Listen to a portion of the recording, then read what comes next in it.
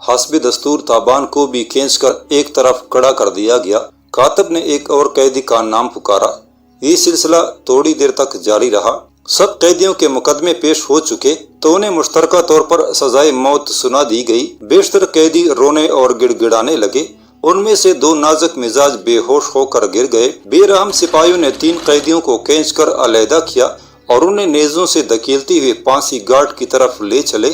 یہ منظر بڑا دل دوز تھا۔ تابان کو احساس ہوا کہ دنیا کا کٹن ترین سفر وہ ہوتا ہے جو پھانسی گھاٹ کی طرف جاتا ہے، اور اٹھنے والے قدموں میں سے سب سے بھاری قدم تختہ دار کی طرف لے جانے والے قدم ہوتے ہیں۔ نیزوں کے چرکوں سے قیدیوں کے جسم لہو لہان ہوئے اور توقوں نے ان کی گردنیں چھیل دیں۔ تختہ دار پر لے جا کر ان کے چہروں کو غلاف سے ڈانپ دیا گیا۔ چند ہی لمحے میں ان کی لاشیں اندھے کنویں میں جھول رہی تھی۔ یہی عمل 4 بار دہرایا گیا اور 12 بدنصیب موت کے گھاٹ اتر گئے۔ آخر تابان کی باری بھی آئی۔ اس کا چہرہ پتھر کی طرح سخت اور بے حس تھا۔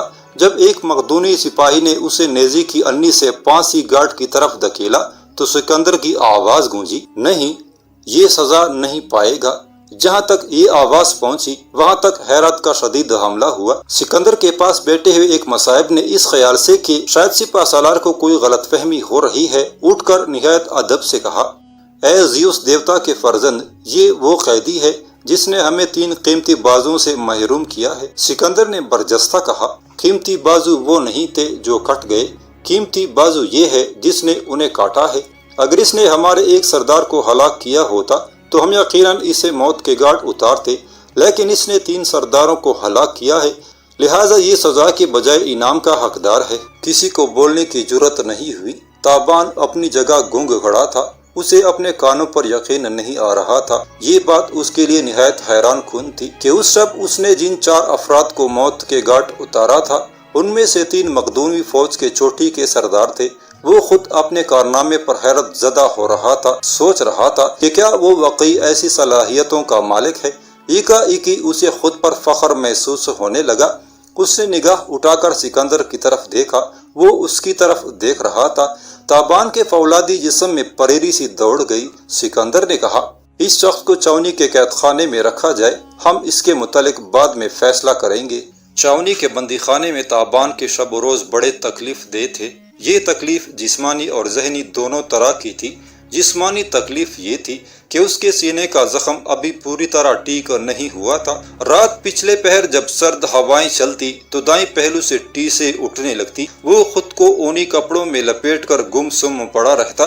بعض اوقات یہ تکلیف اتنی بڑھتی کہ تابان کی پیشانی عرق آلود ہو جاتی، تاہم وہ اس تکلیف کو کچھ زیادہ اہمیت نہیں دیتا تھا۔ ایسے درد وہ بہت سہ چکا تھا۔ اصل درد تو وہ ذہنی کرب تھا جس سے وہ گزر رہا تھا۔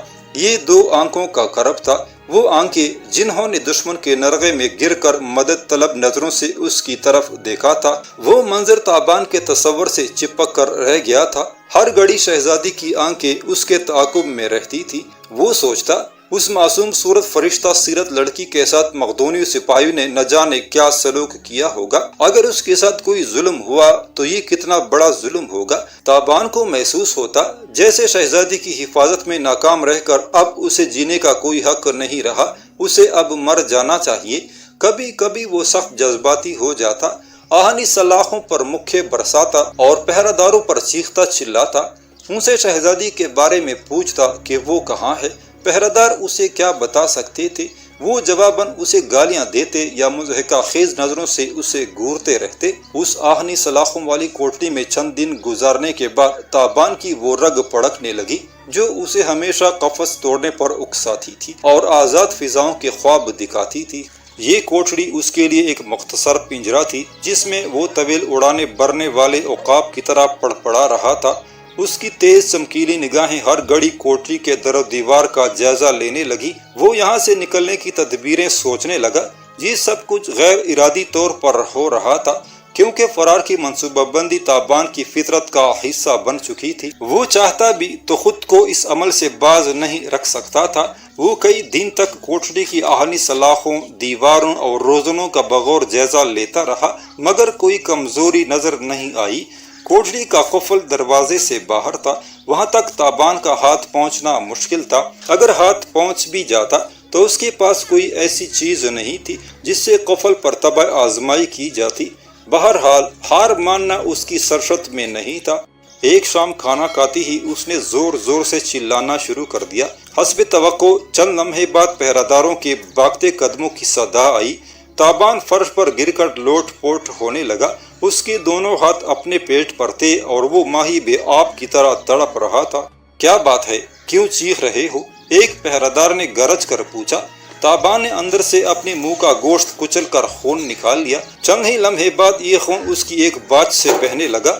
خون دیکھتے ہی پہرادار ہراساں آوازوں میں بولنے لگے۔ پھر کوٹری کا وزنی دروازہ کڑکڑانے لگا۔ پہرادار قفل کھول رہے تھے۔ تابان ہوشیار ہو گیا۔ اس کے ذہن میں کوئی خاص منصوبہ نہیں تھا۔ وہ ایک بار کوٹری سے باہر نکلنا چاہتا تھا، پھر جو بھی حالات ہوتے اس کے مطابق عمل کیا جا سکتا تھا۔ پہراداروں نے کوٹری میں داخل ہو کر اسے تاما۔ تابان کے قریب ہی بچا کچا کھانا پڑا تھا۔ پہراداروں کے ذہن میں یہ خیال آنا یقینی تھا کہ قیدی کو زہر دیا گیا ہے۔ انہوں نے تڑپتے پڑکتے تابان کو اٹھایا اور کوٹری سے نکل کر شفاخانے کی طرف بھاگے۔ قید خانے کے وسیع احاطے میں پہنچ کر تابان نے نیم وا آنکھوں سے دیکھا۔ سر پر کھلا آسمان تھا۔ ابھی شام کا پہلا تارا نمایاں نہیں ہوا تھا۔ ساحل کی ہوا شمالن جنوبن چل رہی تھی۔ وہی نیم گرم ہوا جس کی بے قرار وسعت میں سانس لینے کی خواہش تابان کے سینے میں ہر دم جمع رہتی تھی۔ پہرادار ابھی شفاخانے سے کچھ دور تھے جب تابان نے تڑپ کر خود کو پہراداروں سے چھڑایا۔ ایک پہرادار سے تلوار چھینی اور احاطے کے بیرونی دروازے کی طرف بھاگا۔ یہ سب کچھ ایک ساعت کے اندر اندر ہو گیا۔ تابان دروازے کے پاس پہنچ چکا تھا جب عقب سے پہراداروں نے چیخ و پکار شروع کر دی۔ دروازے پر موجود قوی ہیکل نگران نیزہ تان کر تابان کے سامنے آیا۔ وہ تذبذب میں تھا۔ اس سے پہلے کہ وہ تذبذب سے نکلتا، تابان کی باری تلوار اس کا سر تن سے جدا کر چکی تھی۔ تاہم اس کام میں جو چند ساعتیں صرف ہوئیں ان میں عقب سے پہرادار تابان کے سر پر پہنچ گئے۔ مقابلے کے سوا اب چارہ نہیں تھا۔ تابان نے رخ پھیرا۔ 3 عریاں تلواریں اس کے سامنے تھیں۔ وہ خم ٹھونک کر لڑنے لگا۔ اپنے ساتھی کا حشر دیکھنے کے بعد پہرادار کچھ گھبرائے ہوئے نظر آ رہے تھے۔ ان میں سے ایک تو بالکل اندھا دھن اناڑیوں کی طرح ہاتھ چلا رہا تھا۔ تابان نے سب سے پہلے اسی کو ٹھنڈا کیا۔ گردن پر ایک کاری زخم کھا کر وہ مقابلے سے خارج ہو گیا۔ تابان نے ایک زوردار حملہ کیا اور اپنے دونوں حریفوں کو دھکیلتا ہوا دیوار کے پاس لے گیا۔ عین اس وقت دائیں پہلو سے قدموں کی آوازیں آئیں۔ تابان نے لڑتے لڑتے مڑ کر دیکھا۔ کم از کم 10 نیزہ بردار سپاہی خوفناک انداز میں اس پر جپٹ رہے تھے۔ موت تابان کی آنکھوں کے سامنے ناچ گئی۔ اب 2 ہی صورتیں تھیں، وہ تلوار پھینک دیتا یا اپنے بدن کو نیزوں کے سپرد کر دیتا۔ پھر نہ جانے کیا ہوا کہ نیزہ بردار تابان تک پہنچتے پہنچتے رک گئے۔ تابان حالت جنگ میں تھا۔ اس کے پاس یہ سوچنے کی فرصت نہیں تھی کہ نیزہ بردار کیوں رک گئے ہیں۔ اہم بات یہ تھی کہ وہ رک گئے ہیں۔ تابان نے پوری یکسوئی سے ایک اور بھرپور حملہ کیا۔ اس حملے کے نتیجے میں ایک شمشیر زن کے ہاتھ سے تلوار نکل گئی۔ وہ ہوا میں اڑتی ہوئی تلوار کو دیکھ رہا تھا جب تابان کی تلوار 2 مرتبہ اس کے پیٹ میں سے ہو کر باہر آ گئی۔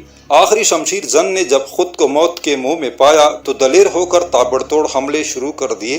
2-3 مرتبہ تابان زخم کھاتے کھاتے بچا۔ ایک بھرپور مقابلے کے بعد تابان نے شمشیر زن کا ہاتھ تلوار سمیت کاٹ کر دور پھینک دیا۔ پھر اس کے سینے پر ایسی ٹانگ جمائی کہ وہ لڑکتا ہوا دور جا گرا۔ تابان رخ پھیر کر بھاگنے کا ارادہ کر رہا تھا جب ایک تیر سنسناتا ہوا اس کے دونوں پاؤں کے درمیان زمین میں پیوست ہو گیا۔ تابان نے مڑ کر دیکھا۔ نیزہ برداروں کے عقب میں 3 گھڑ سوار کھڑے تھے۔ درمیان والے شاندار گھوڑے پر سکندر خود سوار تھا۔ اس نے اپنے دونوں ہاتھ سینے پر باندھ رکھے تھے۔ سر بڑے انداز سے ایک طرف جھکا ہوا تھا۔ لگتا تھا وہ بڑے غور سے یہ مقابلہ دیکھتا رہا ہے۔ اس کے پہلو والے سالار کے ہاتھ میں کمان تھی اور اندازہ ہوتا تھا کہ تیر اسی سالار نے چھوڑا ہے۔ سکندر کے اشارے پر نیزہ بردار آگے بڑھے اور انہوں نے لپک کر تابان کو نرغے میں لے لیا۔ اب تابان کی سمجھ میں یہ بات آ رہی تھی کہ لڑائی کے دوران نیزہ بردار رک کیوں گئے تھے۔ یقیناً انہیں سکندر کی طرف سے حکم ملا تھا۔ سکندر اپنے چمکیلے گھوڑے کو دھل کی چال چلاتا تابان کے قریب پہنچا۔ کچھ دیر گہری نظروں سے اسے دیکھتا رہا، پھر عجیب لہجے میں بولا، فارسی بول سکتے ہو؟ یہ سوال غیر متوقع تھا۔ تابان نے گڑبڑا کر کہا، میں سمجھا نہیں۔ فارسی بول سکتے ہو؟ سکندر نے ہر لفظ پر زور دے کر کہا، جی ہاں بول سکتا ہوں۔ सिकंदर के सुर्ख होंठ मुस्कुराने वाले अंदाज में खींच गए। उसने अपने सालार की तरफ झुककर कोई सरगोशी की। चंद लम्हे दोनों ने तबादला ख्याल किया। फिर सिकंदर और उसके साथी सवार बंदी खाने से रवाना हो गए।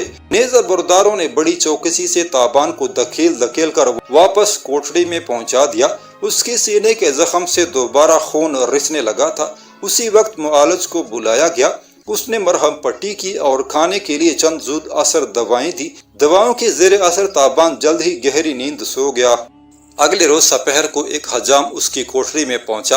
उसने बड़े सलीके से ताबान के बाल तलाशे, उसकी दाढ़ी मोंडी। बाद अजान ताबान को गुस्ल कराया गया और नए कपड़े पहनने को दिए गए। एक अरसे बाद ताबान को कपड़े नसीब हुए थे। वो बड़ा हैरान नजर आ रहा था। कपड़े का लमस महसूस करके उसे अपने जिस्म पर गुदगुदी होने लगी। शाम के खाने से कुछ देर बाद दो सिपाही अंदर दाखिल हुए। उनकी वर्दियां खूब साफ सुथरी थी और ताबान ने इससे पहले उन्हें बंदी खाने में नहीं देखा था। ताबान के बाजू पीछे मोड़कर उसे हथकड़ियां लगाई गईं। फिर दोनों सिपाहियों के साथ वो कोठरी में से बाहर था। बर्बाद शुदा एथेंस की बेनिशान गली कूचे तय करता हुआ रथ उसी शाही महल के सामने पहुंचकर रुका जहां चंद रोज पहले ताबान ने सिकंदर की अदालत देखी थी। फांसियां उकाड़ दी गई थी और अब वहां चुटेल मैदान नजर आ रहा था। उस मैदान में कहीं कहीं फूलों की कियारियां बनाई जा रही थी। शायद ये कियारियां इस बात की अलामत थी कि सिकंदर का गुस्सा अब फरू हो चुका है और वो बच्चे कुचे अहले एथेंस से मेहरबानी का सलूक करना चाहता है। पुष्पोष वर्दी वाले सिपाही ताबान को लेकर शाही महल में दाखिल हुए। महल की बुलंद छतें और वसी व अरीज फर्श देखकर ताबान हैरान रह गया। उसने कभी ख्वाब में भी न सोचा था कि वो किसी आरामदेह रथ में सफर करेगा और शाही महल में बिछे हुए दबीज कालीनों पर पांव रखेगा। वो कुछ हरासान नजर आने लगा। संगे मरमर के सफेद बुराक जीने तय करते हुए वो महल की तीसरी मंजिल पर पहुंच गए। उसे कुछ मालूम नहीं था वो कहां ले जाया जा रहा है और नहीं वो इस बारे में सोचना चाहता था। उसे आइंदा के बारे में सोचने की आदत ही नहीं थी। महल की छत पर एक खूबसूरत चौकोर कमरा था। कमरे की बड़ी बड़ी खिड़कियों में नीले कमख्वाब के नफीस पर्दे झूल रहे थे। दरवाजे पर दो चौबेदार नेज़े तामे खड़े थे। ताबान के हमरा आने वाले सिपाहियों को देखकर एक चौबेदार दरवाजा खोलकर अंदर चला गया। थोड़ी देर बाद उसी चौबेदार ने बाहर आकर ताबान की जामा तलाशी ली। फिर उसने सिपाहियों से कहा कि हथकड़ी खोल दी जाए। सिपाहियों ने चौबेदार की हिदायत पर फौरन अमल किया। चौबेदार ने ताबान को साथ लिया और कमरे में चला आया। कमरे का मंजर हैरान कुन था। दो बड़ी बड़ी शफाफ मेजों पर कई किताबें और नक्शे बिखरे हुए थे। एक बहुत बड़ा चरमी नक्शा सामने दीवार पर आवेजा था। उस नक्शे पर स्याह और सुर्ख कलम से जगह जगह निशान लगाए गए थे। कमरे में बिछे हुए ईरानी कालीन पर किसी कदीम मसवदे के बहुत से बोसीदा औराक पड़े थे। एक शख्स दोनों हाथ सीने पर बांधे मशरक की तरफ खुलने वाली खिड़की के सामने खड़ा था।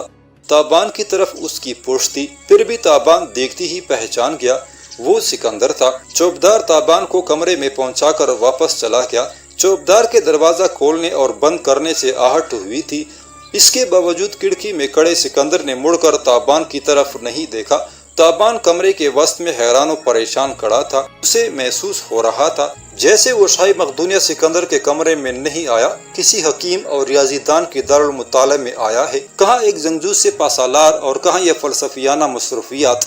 ताबान ने अपनी कैद के दौरान सिकंदर के बारे में जो कुछ सुना था उससे मालूम हुआ था कि वो मकदूनिया के दारुल खिलाफा पेला से कुछ फासले पर एक दरसगाह में तालीम पाता रहा है जो परियों के एक वीरान मंदिर में कायम है। मीज़ा नामी उस दरसगाह में वक्त के बड़े बड़े आलम और फलसफी जमा रहते हैं। सिकंदर के बाप फिलकूस ने सिकंदर को बचपन ही में उस दरसगाह में भर्ती करा दिया था ताकि वो महल्लात की ऐश कोशी से दूर रहकर जिस्मानी और जहनी सलाहियतों को तरक्की दे सके। बाप की बीमारी और फिर मौत के बाद उसे मजबूरन कारोबारी ममलकत में कूदना पड़ा, वरना पहले उसे इन कामों से ज्यादा दिलचस्पी नहीं थी। उस कमरे में पहुंचने के बाद ताबान ने जो कुछ देखा उससे अंदाजा हुआ कि सिकंदर के बारे में उसकी मालूमात बहुत हद तक दुरुस्त हैं। दफतन कमरे में सिकंदर की बारी बरकम आवाज गूंजी, क्या नाम है तुम्हारा? हमें बताया गया था मगर हमारे जहन से उतर गया है। मेरा नाम ताबान है शाह मकदूनिया, इधर हमारे पास आओ। खिड़की में सिकंदर की आवाज उभरी। ताबान ने सिकंदर की आवाज में खुमार महसूस किया। वो धीमे कदमों से चलता सिकंदर के करीब खड़ा हो गया। कन अखियों से उसने देखा सिकंदर के हाथों में बिलौरी जाम था। اس کی آنکھیں دور کہیں بہت دور مشرق میں دیکھ رہی تھی۔ پوری رات کا چاند کوہ اولمپس کی فلک بوز چوٹیوں کے عقب سے برآمد ہو رہا تھا۔ اس کی روشنی جیسے براہ راست سکندر کے چہرے پر منعکس ہو رہی تھی۔ سکندر نے کہا، تم جانتے ہو مشرق میں کیا؟ تم نہیں جانتے، کوئی بھی نہیں جانتا، شاید تاریخ دان ہیروڈوٹس بھی نہیں جانتا۔ میں نے اس کی سب تحریریں پڑھی ہیں۔ اس کی تاریخ بس بحر اسود کی یونانی نو آبادیوں تک پہنچتی ہے۔ اس سے آگے افسانہ ترازیاں شروع ہو جاتی ہیں، اور افسانوں کا کیا ہے، وہ تو جہاز ران اور سیاح بھی بہت سناتے ہیں۔ تم نے بھی تو ایسے افسانے سنے ہوں گے۔ سکندر جواب طلب نظروں سے تابان کی طرف دیکھنے لگا۔ تابان نے کہا، جی ہاں، بہت سے افسانے مشہور ہیں۔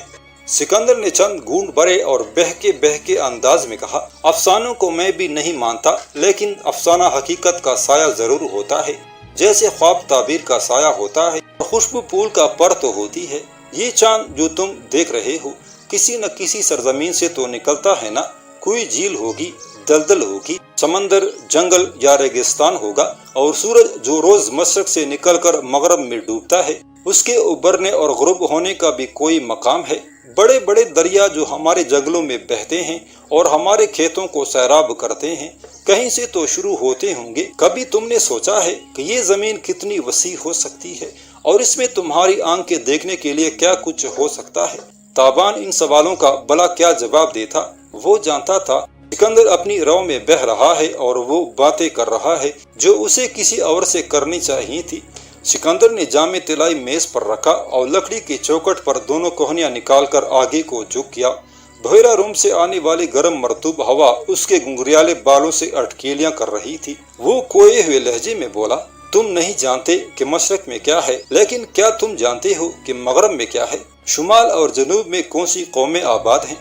تابان نے کہا، نہیں شاہ مقدونیہ، میرا علم بہت کم ہے۔